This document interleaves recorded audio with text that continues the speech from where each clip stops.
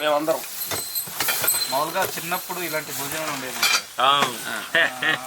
మేము ఇక్కడ సిటీకి వచ్చేసిన తర్వాత రాగి సంగటి, రాగి ముద్ద, అదిగో పప్పు, పాలకూర పప్పు, మెంతుకూర పప్పు, మెంతికూర పప్పు ఇక్కడ కోసం ఆకే కదా. ఇక్కడే అన్ని పాలకూర, ఇదిగో ఫ్రై. ఈ అరిటాకు కూడా ఇక్కడ కోసం ఆకే తోటలో. మేము మొట్టి బయట నుంచి వచ్చాం.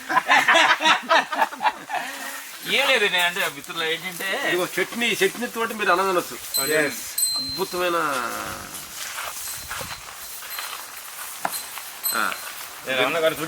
అయ్యో ఏ మొహమాటం లేకుండా హ్యాపీగా తినండి. అదృష్టం మీ తమ్ముడు వస్తున్నాడా ఇక్కడ లక్కీ. పాలకూర అన్ని కూరతో హ్యాపీగా తినండి. పాలకూర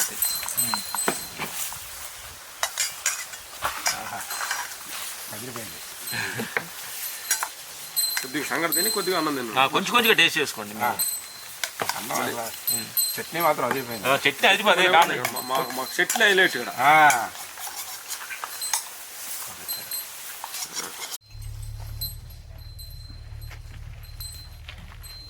ఉప్పు వేయాల్సింది. ఓకే అందరూ ఉప్పు.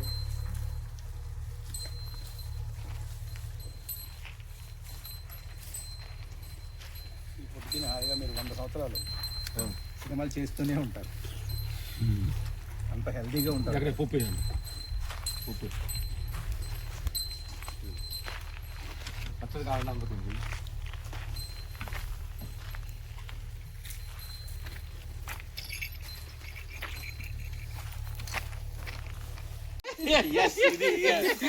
ఇది కదా విలేజ్.